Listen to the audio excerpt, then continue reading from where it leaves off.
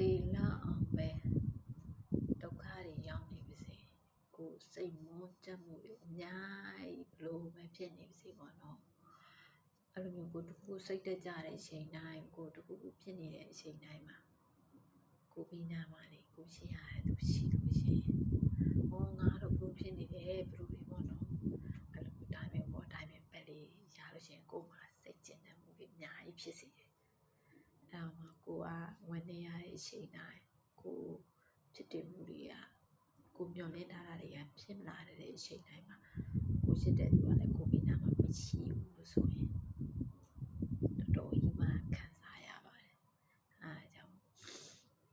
ဘလောက်ပဲပြုတ်လဲပေါ့နော်ကိုချစ်တဲ့သူပေးတာမှာကိုချိတယ်ဆိုရင်အားရင်တစ်ခုပါပဲအဲ့လောက်ဖြစ်နေရတာပါကိုပေးတာမှာဘယ်သူမှမရှိ